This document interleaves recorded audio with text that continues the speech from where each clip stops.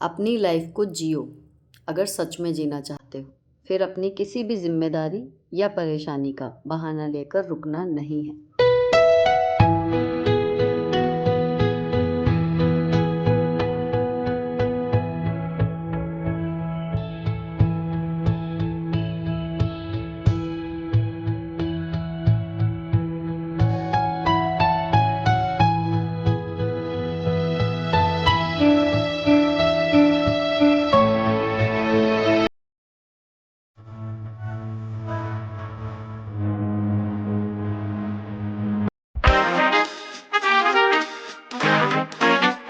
Hello दोस्तों, कैसे हो आप लोग। Welcome back to the channel live life easy. School से वापस आई थी और आज मैंने जो कुर्ता हॉल आपके साथ शेयर किया था उसका अपना फेवरेट कुर्ता पहना है जो ऑफिस पर्पस से है।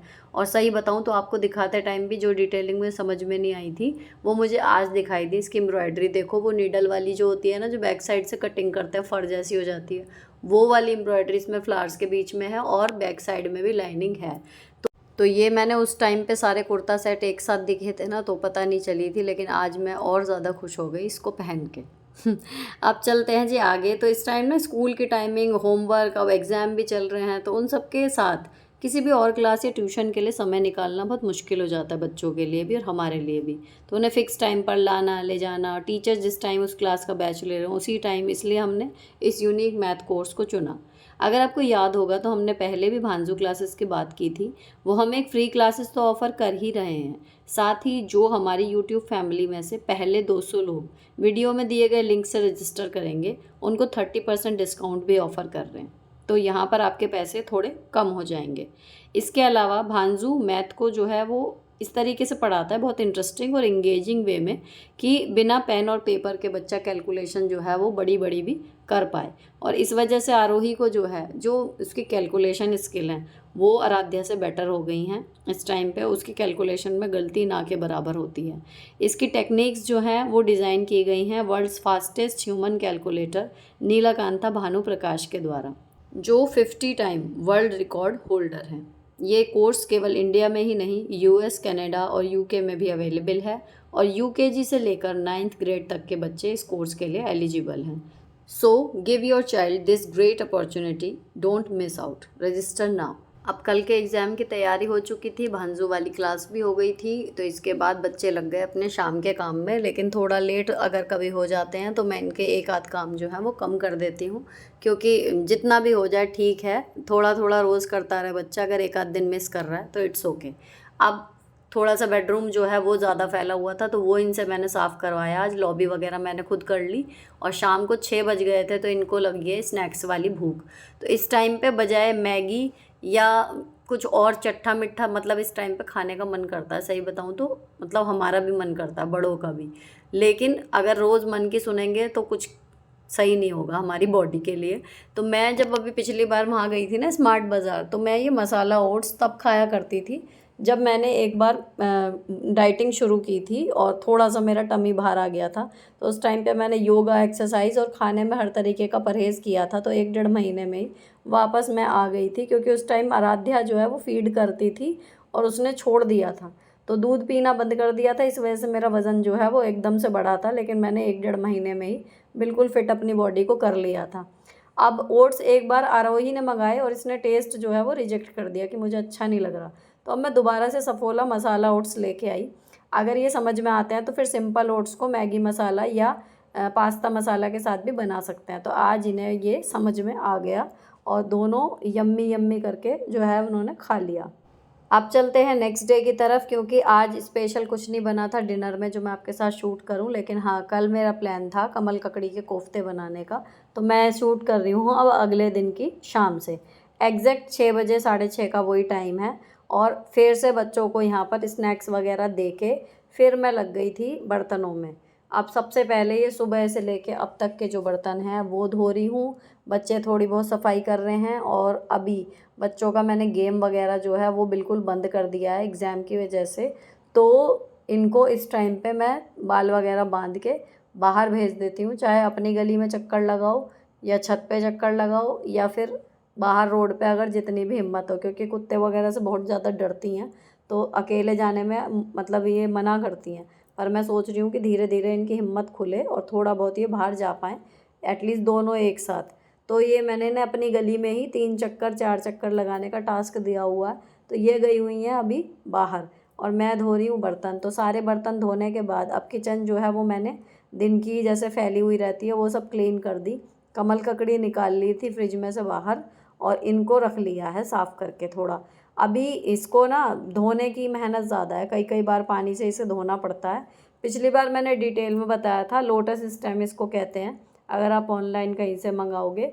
और ये पूरे 12 महीने नहीं आती है, सीजनल सब्जी है, बरसात के समय पे ही आती है। तो अभी कुछ टाइम पहले यहाँ पे काफ़ी बारिश हुई है, मे बी इस वजह से मिल गई, तो दिख गई तो ले आए। अब इसमें जो है डंठल अगर ऊपर से बंद है तो इसमें ना के बराबर जो है गंदगी रहती है, क्लीनिंग आसान हो जाती है। लेकिन अगर खुली हुई है तो इसमें अंदर तक गंदगी भर जाती है, उसको साफ़ करना पड़ेगा। अब यहाँ पर वीडियो शूट हो रही थी इस टाइम पे, लेकिन मेरा ध्यान अभी मेरे स्कूल में कुछ काम एक्स्ट्रा ऐसा चल रहा है कि मेरा उसमें बहुत ज़्यादा कहना चाहिए मेंटल एनर्जी जा रही है। तो मेरा दिमाग इतना आउट था, वहाँ पर लगा हुआ था कि मैंने इसको सीधे काट दिया। यहाँ गलती कर गई मैं, वरना पहले छील लिया जाता है ना, पूरी जो ककड़ी इकट्ठी रहती है ऐसे ही, तो वो आसानी से छिल जाती है। चाहे आप काटने वाले चाकू से खुरच खुरच के धीरे धीरे उतारें या पीलर से हल्के हल्के हाथ से उतार दें, वो आपकी चॉइस है। पर छीलना इसको बिना काटे ही था तो आसानी से हो जाता। अब ये जो मुझसे एक गलती हो गई, अब हो गई तो हो गई, उसका क्या करें, नेक्स्ट देखना था अब क्या करना है। तो पहले मैंने ये ब्रश जो है वो सब्जियों को क्लीन करने के लिए ही एक छोटा टूथब्रश किचन में रखा हुआ है। तो ये मैंने साफ़ करा था, पिछली बार भी आपको दिखाया था, बहुत सारे लोगों को ये आइडिया पसंद भी आया। तो यहाँ पर ये जो इसके अंदर की जो थोड़ा सा स्पेस रहता है ना, नाली सी बनी रहती है इसके अंदर, उनमें से बिल्कुल आसानी से इस ब्रश से निकल जाती है। अब छिलका जो है वो ऊपर से बिल्कुल भी मिट्टी वगैरह कुछ नहीं है, लेकिन हाँ इसे मुझे छीलना पड़ेगा अब बैठ के, क्योंकि अब मुझे थकान होने लगी थी, खड़े खड़े इसमें टाइम लग रहा था, क्योंकि अब वो आधी हो गई है तो डेलिकेट सी हो गई है, टूटने का डर है। तो बहुत आराम से हल्के हल्के हाथ से जो है वो मैं कोशिश कर रही थी कि छिल जाए, ताकि कद्दूकस करते टाइम मुझे छोटे छोटे पीस ना मिले, बड़े पीस आराम से जो है वो घिस जाएंगे। ये दोनों कौतूहल से देख रही थी कि ये है क्या, कहाँ उगती है, कैसे बनेगी, इसकी सब्ज़ी कैसी लगती है। क्योंकि हर दूसरे दिन तो ये सब्ज़ी बनती नहीं, कभी कभी बनती है। तो मेरे बच्चे बहुत जल्दी टेस्ट जो है वो भूल भी जाते हैं, खा के भी इन्हें याद भी नहीं रहता कि हाँ लास्ट टाइम खाई थी तो कैसा लगा था। तो अब ये था कि कैसी बनेगी। अब ये कद्दूकस होने में भी मुझे ऐसा लग रहा था कि देर लग रही है, और पता नहीं क्यों मुझे थकान बहुत ज़्यादा हो रही थी। तो मैंने इन्हें मिक्सी के जार में डाल के हल्का सा पीस दिया। अगर ऐसे ना पीसे, आप थोड़ा सा पानी, हल्का सा पानी डाल के भी इसको चला सकते हो, क्योंकि जब इस स्टेज पे बेसन मिलेगा ना तो वो थोड़ा बहुत पानी अगर है भी तो चल जाता है। जैसे हम घिया नहीं घिसते तो उसमें कितना पानी रहता है, लेकिन अगर उसे नहीं भी निचोड़े, बेसन घोल के सीधे डालते हैं तो बन जाती है ना, उसी तरीके से है। अब इसमें जो मसाला डलेगा, बेसन डाल के नमक मिर्च और जीरा पाउडर डलेगा। आगे के जितने भी प्रोसेस है ना वो सारा घिये के कोफ्ते जैसा है, डिट्टो आप वैसी की वैसी रेसिपी जो है वो अप्लाई कर दीजिए, बिल्कुल बढ़िया बन जाएंगे। जो इसके कहना चाहिए कलाकारी है वो बस यही है कि उसकी मिट्टी जो है वो अलग हट जाए, बिल्कुल बढ़िया तरीके से छिल के साफ़ होके घिस जाए। यहाँ तक थोड़ा सा अलग है इसमें, बाकी सारा जो घिये के कोफ्ते में करते हैं सेम चीज़ इसमें है। और जी उसके बाद तेल मैंने रखा लोहे की कढ़ाई में और इसकी पकौड़ियाँ तलनी शुरू कर दी। अब जल्दी बन जाए खाना। और कुछ जैसा मैं कह रही हूँ कि मुझे थकान ज़्यादा लग रही थी, तो मैंने अपने हस्बैंड को बोला ये कि मतलब कुछ अजीब लग रहा है कि थकान ज़्यादा हो रही है रेगुलर डेज से। तो वो आ गए थे फिर हेल्प करने के लिए मेरी। उन्होंने फिर सजेस्ट किया कि जल्दी बनाने के लिए दूसरी कढ़ाई में ग्रेवी बना लूँ। तो मैंने कहा कि ठीक है बना लो। अब इसमें जो है दूसरी कढ़ाई रख दी, सरसों का तेल डाल दिया, थोड़ा सा जीरा डाल दिया, हींग डाल दी, और प्याज जो है वो इसमें पिसी हुई डाली है। अब आप चाहो तो इसमें प्याज के साथ टमाटर भी डाल सकते हो, लेकिन जो मस्ट है वो अदरक लहसुन का पेस्ट है। अब पेस्ट क्यों मंगाया है, यूजुअली मैं अदरक लहसुन कटोरी में कूट के बना लेती हूँ, लेकिन इस टाइम पे जो अदरक है 2 बार हमारी आई, वो गल के जो है ख़राब हो गई, पूरी यूज़ नहीं हो पाई। और लहसुन जो है वो मेरा कल ही फिनिश हुआ है, तो दोनों ही चीज़ें नहीं थी। तो अदरक लहसुन का ये रेडीमेड पेस्ट जो है वो हमने सब्ज़ी में डाल दिया, और इधर दोनों राउंड जो है वो पकौड़ियों के हो गए। तो अब मैं इधर आ गई थी ये वाली कढ़ाई के पास, इतने इन्होंने प्याज वगैरह भून ली थी, तो मसाले मैंने डाल दिए। मसाले वही डलेंगे बेसिक जो आप नॉर्मल सब्ज़ी में डालते हो, उतने ही हिसाब से डलेंगे, कुछ कम ज़्यादा नहीं करना है। बस घिये के कोफ्ते और इसमें मैंने पिछली वीडियो में भी बताया था, अब भी बता रही हूँ कि ये कोफ्ते ना के बराबर ग्रेवी सोखेंगे। तो आप एग्जैक्ट जितनी ग्रेवी आप सब्जी में चाहते हो उतना पानी आप इसमें रखो। फिर 5 से 7 मिनट ये पानी जो है वो बॉईल कर लिया अच्छे से, ये पक गया है। अब इसमें ऐड कर देंगे पकौड़ी। पकौड़ी डालने के बाद भी घड़ी से मिला के आप 5 minute medium to high flame पे इसको पका लें, बिल्कुल धीमी पे नहीं पकाना और ढक के पका लें। तो ये सब्ज़ी इतनी देर में बन जाती है। अगर आपने कमल ककड़ी को पहले से साफ़ करके कद्दूकस करके रखा है तो इसके साथ ये इशू भी नहीं है कि ये पानी छोड़ देगी या ये काली हो जाएगी या कुछ और।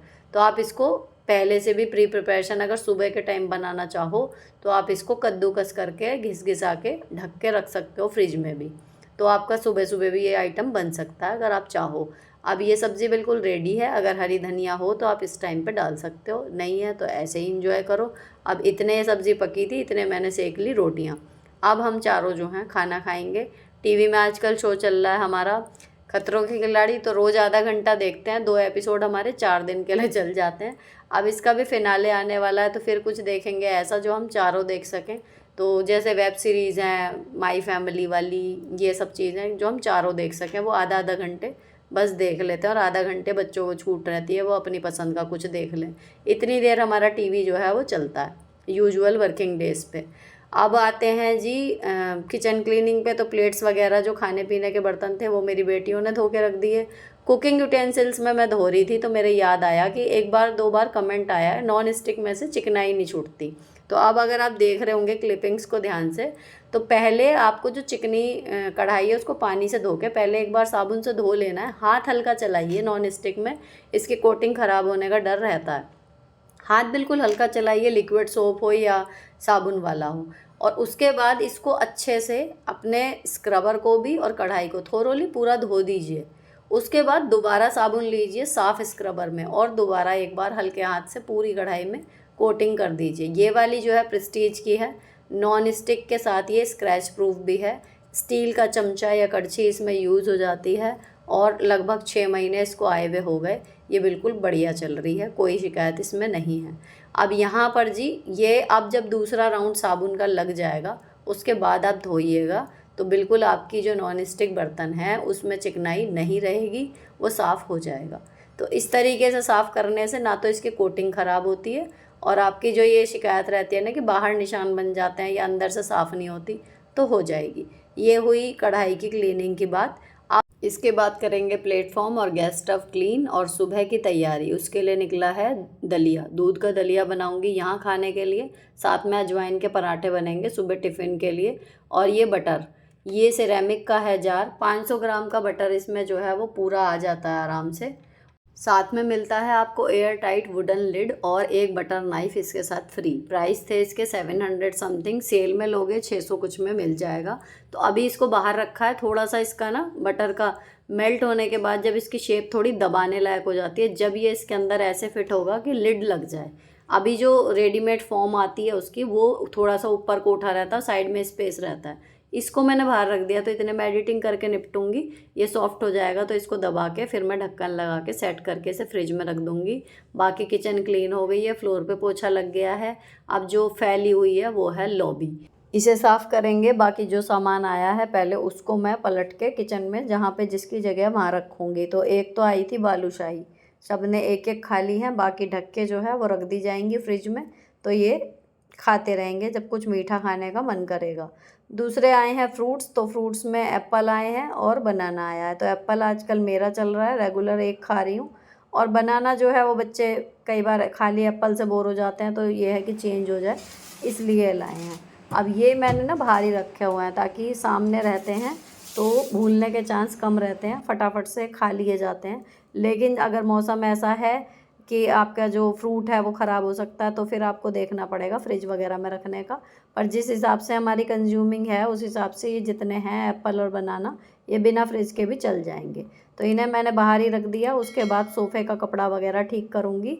यहाँ की कुशन्स जो हैं वो सब इधर उधर पड़ी हुई थी, कवर तक उनके हिले हुए थे, तो इनको सही से रखूँगी।